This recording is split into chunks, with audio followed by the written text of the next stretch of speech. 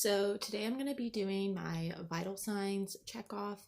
So before I come into my patient's room, I'm going to check the order for the vital signs, and I'm going to gather all of my supplies and my equipment. Before I come into the room, I'm going to wash my hands. I'm going to introduce myself to the patient. Hi, Mr. Berry. My name is Jordan. I'm going to be your nurse today from 3 to 3. I'm just coming in to get a set of vitals on you this morning. And if you have any questions for me, you can just let me know. So once I've introduced myself, I'm going to identify the patient by name and date of birth. As I'm doing that, I'm going to check the patient's wristband to make sure that it is accurate. I'm going to make sure that my patient is in a comfortable position for me to be able to take vital signs. And to go ahead and start, I'm going to take a temperature on him.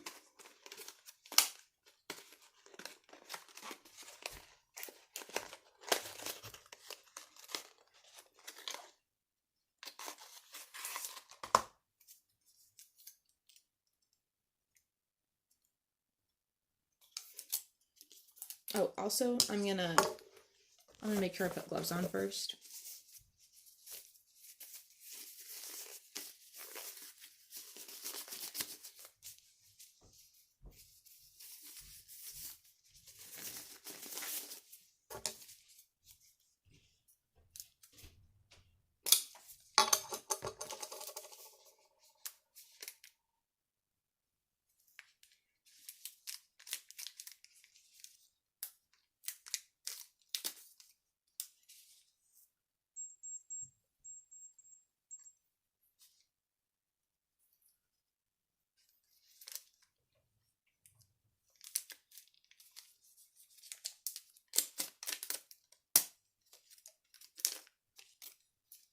So I'm going to take my temperature on Mr. Berry.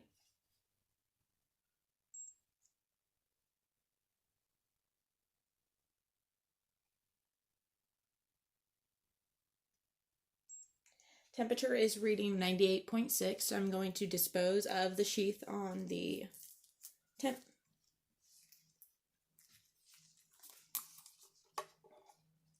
So now I am going to assess the pulse. I'm going to assess the pulse for 30 seconds and then multiply by 2. And the last 30 seconds, I will be counting respirations.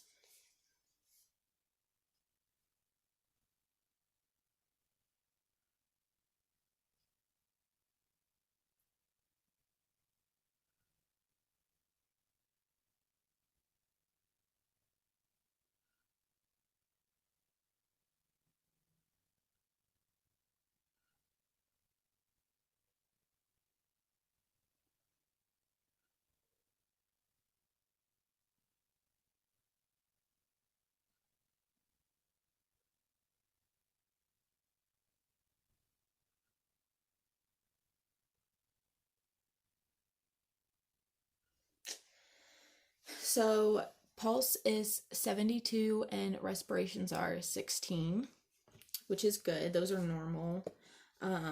Now I am going to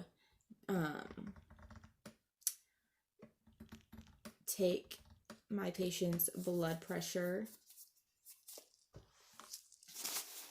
Also, when you're assessing the pulse, you want to know if it's like weak or thready or if it's like a bounding pulse. But Mr. Berry had +2 pulses.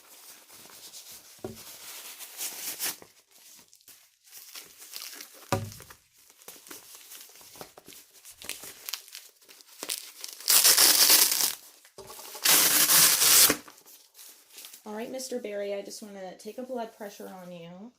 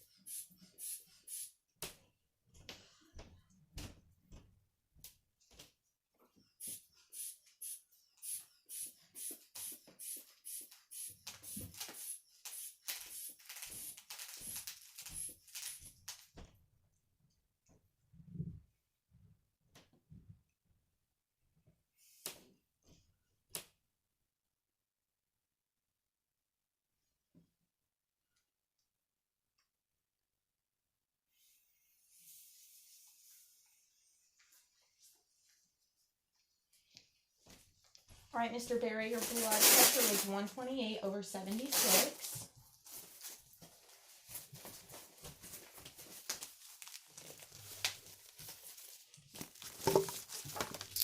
All right, Mr. Berry, are you having any pain today?